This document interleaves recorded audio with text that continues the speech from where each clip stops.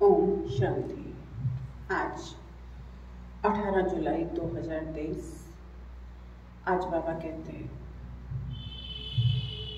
भगवान आया हुआ है, बाप आया हुआ है,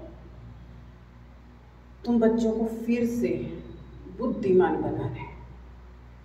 बाबा कहते बुद्धिमान को जो पवित्र रहते हैं। बाबा कहते सन्यासियों को भी बुद्धिमान समझा जाता है क्योंकि वो पवित्र रहते हैं। आजकल थोड़ा सा सन्यासियों का मान बाबा कहते कम हो गया। क्यों हो गया? क्योंकि बाबा कहते पहले जैसे सन्यासी रहे नहीं। तो बाबा कहते मैं आकर के तुमको पुरानी दुनिया से विराह कराता हूँ, मैं तुमको विकारों से सन्यास कराता हूँ, इसलिए तुम सन्यासियों से भी ऊंचे हो, बुद्धू से बुद्धिमान बन रहे हो। तो ऐसे ही बड़े अनोखे, बड़े विचित्र, बड़े शक्तिशाली बाबा के महावाक्य सुनेंगे। बाबा कहते मीठे बच्चे, तुम इस रूहानी यूनिवर्सिटी में आए हो बुद्धू से बुद्धिमान बनने। बुद्धिमान अर्थात पवित्र, पवित्र बनने की पढ़ाई तुम अभी पढ़ते हो। प्रश्न है, बुद्धिमान बच्चों की मुख्य निशानी सुनाओ। बुद्धिमान बच्चे ज्ञान में सदा रमन करते रहेंगे, उन्हें मोलाई मस्ती चढ़ी रहेगी। उनकी बुद्धि में सारे सृष्टि चक्र की नॉलेज रहती है। नशा रहता है, हमारा बाबा हमारे लिए परम धाम से आया है, हम उनके साथ परम धाम में रहते थे। हमारा बाबा ज्ञान का सागर है, हम अभी मास्टर ज्ञान सागर बने हैं। हमें वह मुक्ति, जीवन मुक्ति का वर्षा देने आए हैं। गीत है, कौन आया मेरे मन के द्वारे, पायल की झनकारी। ओम शांति।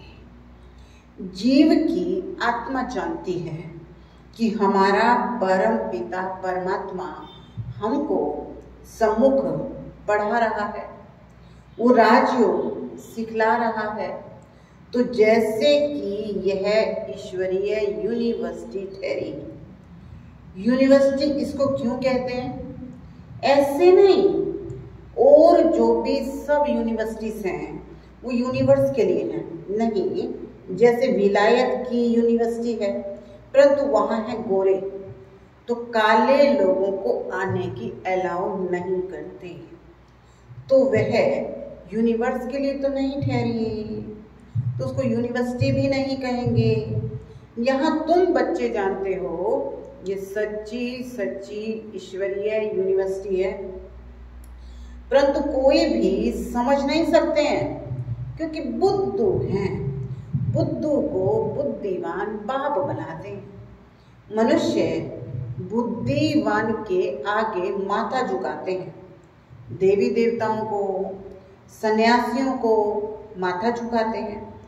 सन्यासी पवित्र हैं तो जरूर बुद्धिमान ठहरे, पवित्रता को अच्छा मानते हैं।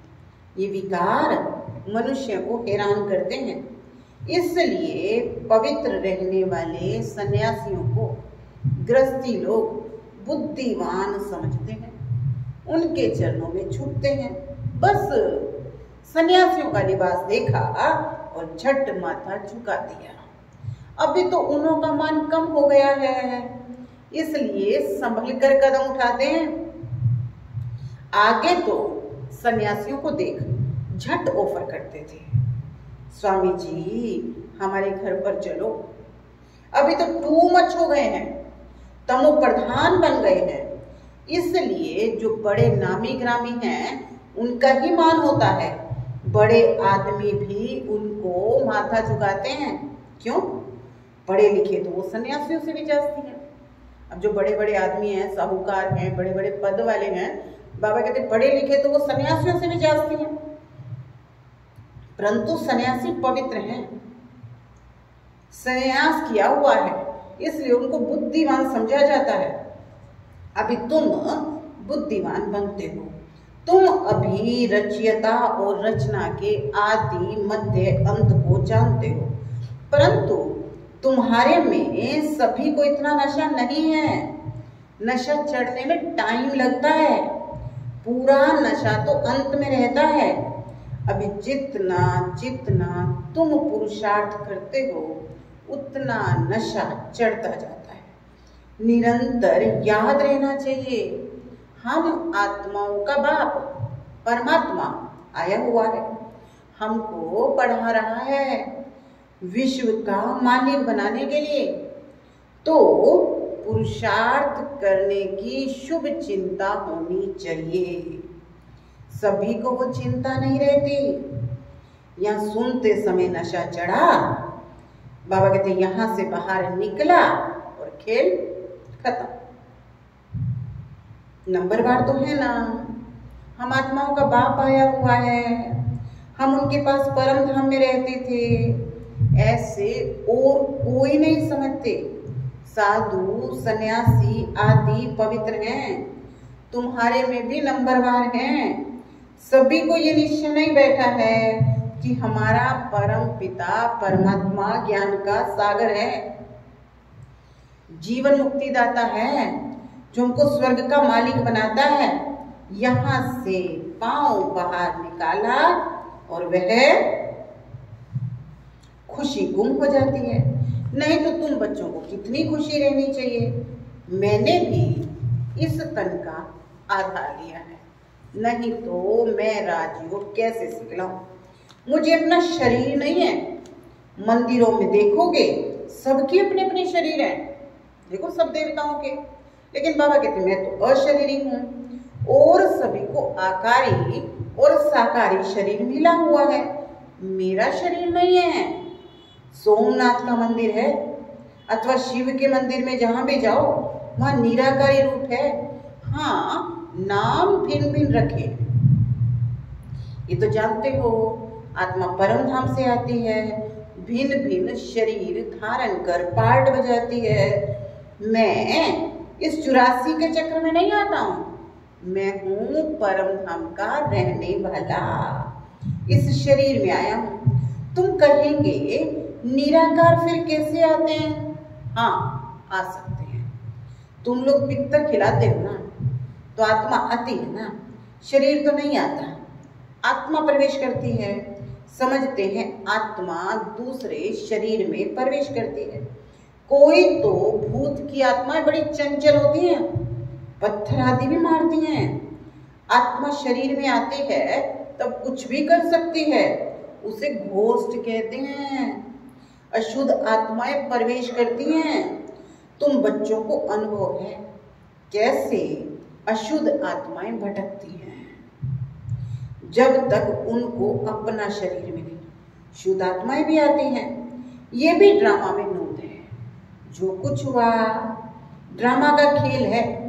बाप समझाते हैं, मैं आकर बूढ़े तन में प्रवेश करता हूँ, जरूर अनुभवी का शरीर चाहिए। ब्रह्मा का नाम मशहूर है, ब्रह्मा की राय भी मशहूर है। ब्रह्मा को फिर राय कहाँ से मिली? ब्रह्मा है शिव बाबा का बच्चा, तो उसकी है श्रीमत, तो जरूर मुख्य श्रीमत ब्रह्मा की होनी चाहिए, जिसमें बाप प्रवेश करते हैं। भारतवासी इन बातों को नहीं समझते, वो तो समझते हैं सब एक ही हैं। श्री कृष्ण, शिव, राम सब एक ही हैं। श्री कृष्ण को महात्मा योगेश्वर कहते हैं, परंतु क्यों कहते हैं ये भी नहीं समझते। श्री कृष्ण की आत्मा अभी ईश्वर से योग सीख योगेश्वर बनती है। कितना गुप्तराज है। मनुष्य तो कह देते परमात्मा नाम रूप से न्यारा है, उसका शरीर है नहीं, परंतु तुम तो कहते हो सोमनाथ का मंदिर शिव के अवतरण का यादगार है। जरूर कल पहले शिव बाबा आया हुआ था, अभी आया हुआ है, फिर द्वापर में उनकी भक्ति शुरू होती है, शिवरात्रि मनाते हैं, बाप बैठ समझाते हैं, तुम आत्माएं परम धाम से आई हो पाठ बजाने, आत्मा अविनाशी है, इसमें 84 जन्मों का पाठ भरा हुआ है। जैसे बाप पुराने शरीर में आए हैं वैसे तुम भी पुराने शरीर में हो।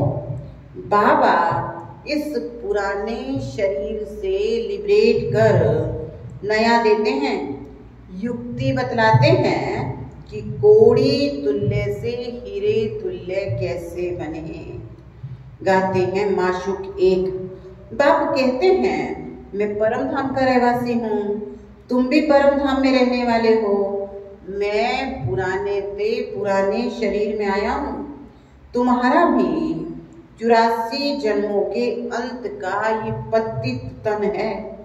तुम भी अपने को आत्मा समझो, तुमने 84 जन्म भोग पूरे किए हैं।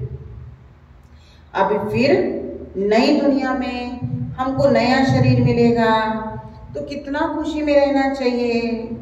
नंबरवार है, कोई तो बिल्कुल डल हेड है।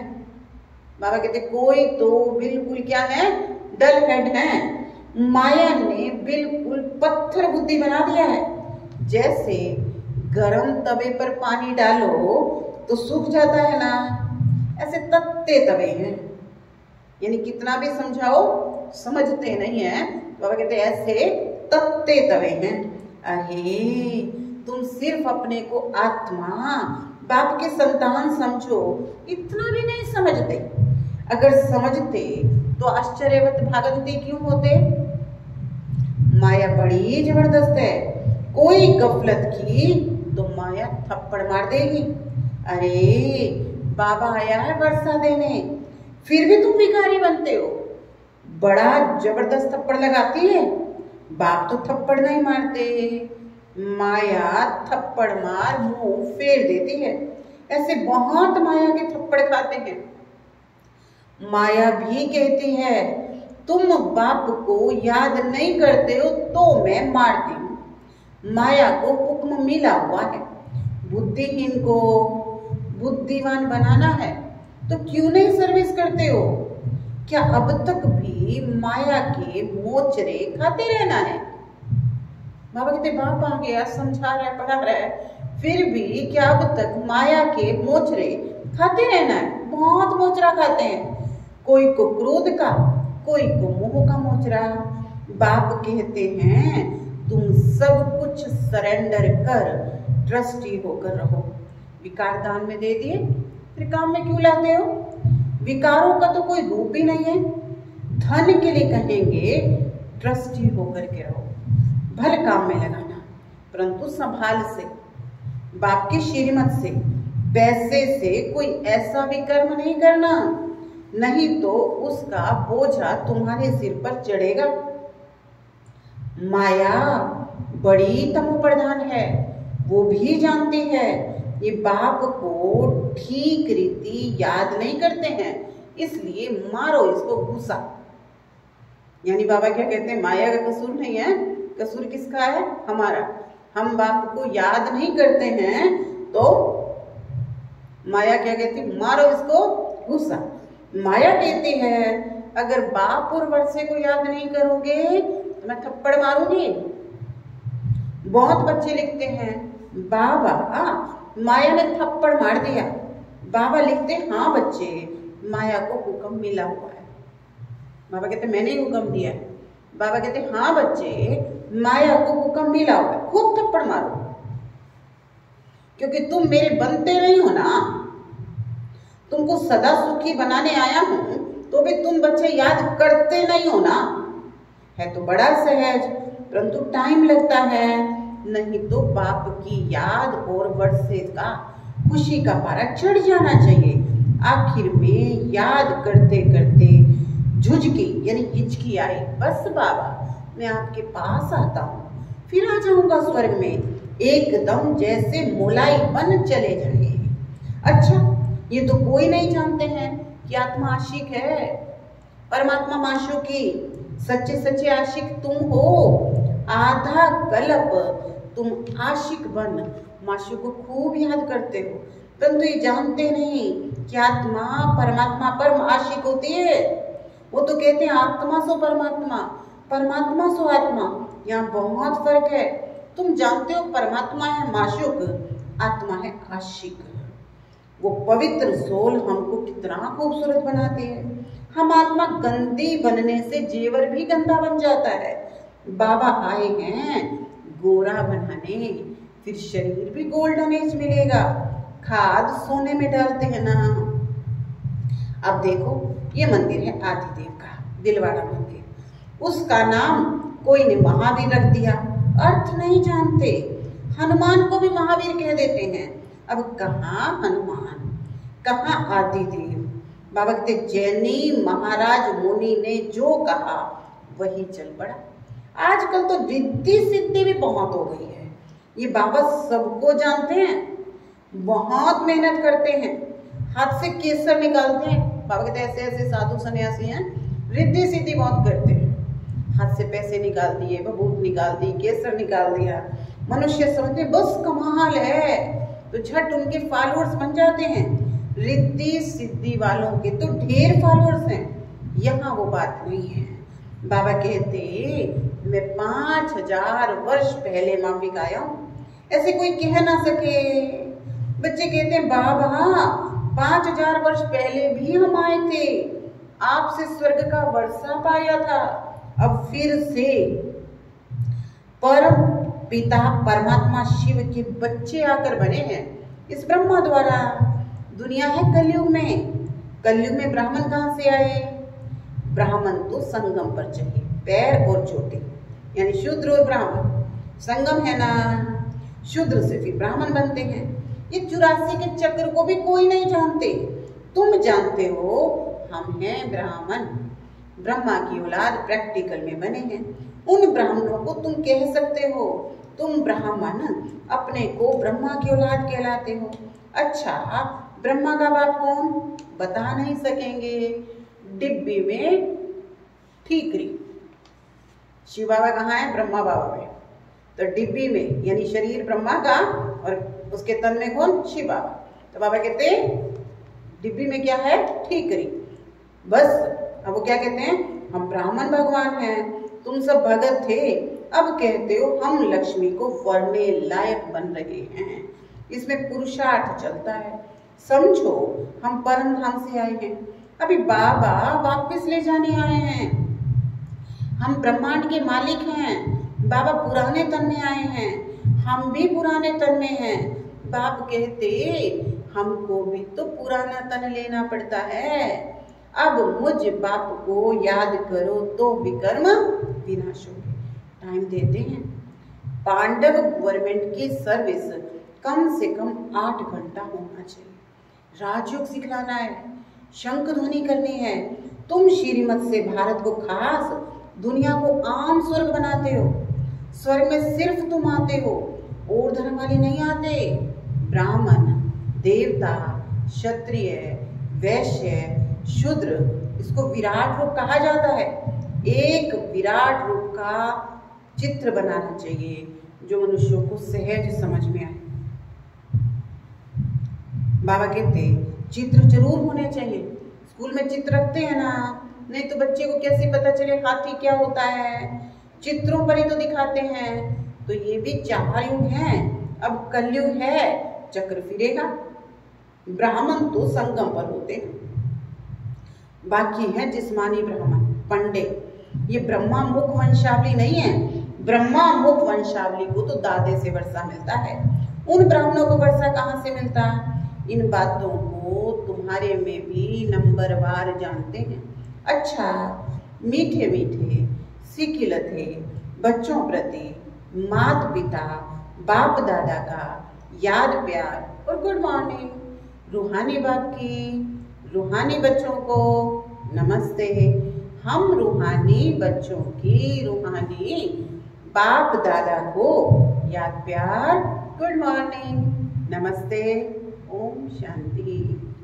धारणा के मुख्य सार है बुद्धि से सब कुछ सरेंडर कर ट्रस्टी होकर रहना है। बुद्धि से क्या करना है? सब कुछ सरेंडर कर ट्रस्टी होकर रहना है। बहुत संभाल से श्रीमत परमान हर कार्य करना है। सेकंड है बाबा और वर्षे को याद कर अपार खुशी का अनुभव करना है। बाबा की याद में मोलाई बन जाना है। सच्चा आशिक बनना है। आज का वरदान है समाने और समेटने की शक्ति द्वारा एकाग्रता का अनुभव करने वाले सार स्वरूप भव।